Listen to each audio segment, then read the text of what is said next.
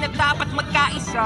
Ayusin ang mga problema ng ating bansa. Ang galit ay alisin at dapat magkasundo kung payapa ang ating bansa. Aasenso pa tayo, kaubayan ay unahin at dapat magkaisa. Itigil ang pag-aaway at ang pagkakagulo. Ang galit ay alisin at dapat magkasundo kung payapa ang ating bansa. Aasenso pa tayo. Ang kahirapan sa bansa ay lumulong habang kailangan harapin ang marami nating problema. Maraming nagugutom sa Maynila at maraming hindi sapat ang kinikita. Pamilyang hindi sapat ang pagkain sa mesa. Kapag sila'y nagkasakit, wala rin mapa-ospital. Kabuhayang hinampas ng matinding kalamidad at tumataas ang antas ng kriminalidad. Hindi mabuting panoorin na puro na lang kampihan. Kaliwat ka ng batikos, kami-kabilang alitan ng dapat asikasuhin at kailangang malulasan ng mga problemang nagpapahirap sa ating bayan. Ating ang panahon, pagkakaisa ang solusyon.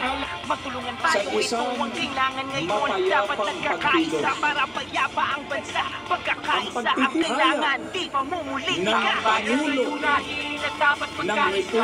Ayusin ang mga problema ng ating bansa. Ang galit ay